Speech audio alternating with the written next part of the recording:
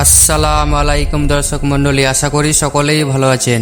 Baghdad শহরের ইমামের সুন্দরী স্ত্রী এবং মস্তান যুবক। বাগদাদ শহরের এক মসজিদের ইমামের স্ত্রী ছিল অত্যন্ত সুন্দরী, রূপসী এবং সুনয়না। স্থানীয় এক মস্তান যুবক হঠাৎ একদিন ইমাম সাহেবের স্ত্রীকে দেখে তার প্রতি ভীষণ আসক্ত হয়ে পড়ে এবং এরপর রীতিমতো তাকে বিরক্ত করতে থাকে। একদিন ইমাম সাহেবের বাড়িতে প্রবেশ করে যুবক বলল, হে সুন্দরী মহিলা, আমি ইতিমধ্যে তোমার প্রতি খুবই দুর্বল হয়ে পড়েছি, তাই আমার কামনা চরিতার্থ করার জন্য প্রস্তাব দিচ্ছি। তুমি কি আমার প্রস্তাবে রাজি? মস্তান যুবকের প্রস্তাব শুনে মহিলা ভয়ে আষ্ট হয়ে গেলেন। অতএব রাতে ইমাম সাহেব ঘরে ফিরলে তিনি তার কাছে যুবকের কথা বর্ণনা করলেন। ইমাম সাহেব বললেন, তুমি রাজি হয়ে যাও, তবে একটা শর্তে। শর্তটা হলো, যদি যুবক একটানা 40 দিন প্রথম তাকবীরের সাহিত্য জামায়াতের সাথে আমার মসজিদে সালাত আদায় করতে পারে, তবেই তুমি রাজি হবে।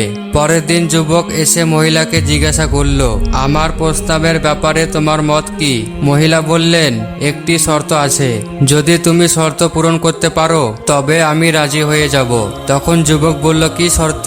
অতএব মহিলা বলল, শর্তটি হচ্ছে বিরতি না দিয়ে একটানা 40 দিন প্রথম তাকবীরের সাহিত্য জামায়াতে সালাত আদায় করতে হবে। যুবক বলল, এটা তো সহজ শর্ত, এর চেয়ে কঠিন শর্ত দিলেও আমি রাজি হয়ে যেতাম। যুবক পরের দিন উজু করে সুন্দর পোশাক পরে সালাত আদায় করতে আসলো। ইমাম সাহেব সালাতের পর মোনাজাত করে বললেন, হে আল্লাহ, এক পথহারা যুবককে তোমার দরবারে এনেছি, এখন পথ প্রদর্শনের মালিক তুমি। যুবক শর্ত অনুযায়ী মোতাবেক জামাতের সাথে সালাত আদায় করে যাচ্ছে। ফজরের পর জোহরের জন্য অপেক্ষা করে, জোহরের পর আসর, এরপর মাগরিব, এরপর এশা। কোনো বিরতিই নেই তার। অতঃপর এভাবে যেদিন একটানা 40 দিন পার হলো, সেদিন যুবক ইমাম সাহেবকে জড়িয়ে কেঁদে উঠল এবং বলল, আমাকে ক্ষমা করে দিন, আমি অন্ধকারে ছিলাম, আল্লাহ আমাকে হেদায়েত দান করেছেন, আমার ভুল হয়ে গেছে, আমাকে ক্ষমা করে দিন। তখন ইমাম সাহেব যুবককে সাথে নিয়ে আল্লাহর কাছে হাত তুলে দোয়া করলেন, হে আমাদের পালনকর্তা, সরল পথ প্রদর্শনের পর তুমি আমাদের অন্তরকে আর কঠিন করে দিও না এবং তুমি আমাদের করুণা দান করো, তুমি মহাদাতা অসীম করুণা আধার। প্রিয় দর্শক, এই ঘটনা থেকে বোঝা যায় যে যথাযথভাবে সালাত আদায় করো। নিশ্চয় সালাত অশ্লীল ও খারাপ কাজ থেকে বিরত রাখে। আল্লাহর স্মরণই সর্বশ্রেষ্ঠ।